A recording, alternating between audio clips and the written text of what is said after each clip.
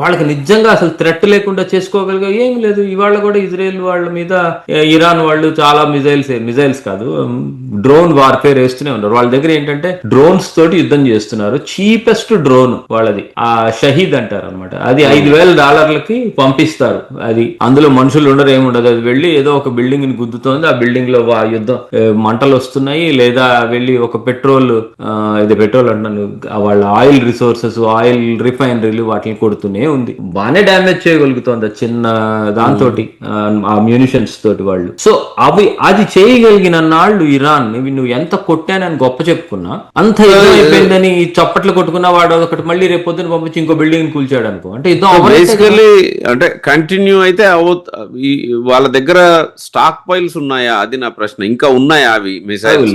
ఉన్నట్టే లెక్క. 24 గంటల క్రితం ఇజ్రాయెల్లో అదేంటి ఈ సిటీ పేరు డామినా అనే సిటీని చితక్కొట్టింది, బాగానే కొట్టింది. సో ఈ లెక్కన చూస్తే లాస్ట్ ఇయర్ లాగా కాకుండా ఇది నడిచేలా ఉంది ఇంకా. అంటే ఇరాన్ వద్ద అయితే ఉన్నాయి ఎగ్జిస్టెన్షియల్ థ్రెట్ ఇప్పుడు వాళ్ళకి. లాస్ట్ టైం ఏంటంటే ఒక డీల్ లాగా కొట్టారు, నీ న్యూక్లియర్ వెపన్స్ మాత్రమే తీస్తున్నాను, ఆ తర్వాత నీ బతుకు నువ్వు బతుకని. ఇప్పుడు అట్లా కాదు, నీ రిజైన్ ఉంటానికి వీల్లేదు, నువ్వు మొత్తం మీరందరూ పెట్టే బుట్ట సర్దుకుని వెళ్ళిపోండి, కొత్త గవర్నమెంట్ కావాలి మాకు ఇరాన్ లో అని పెట్టారు.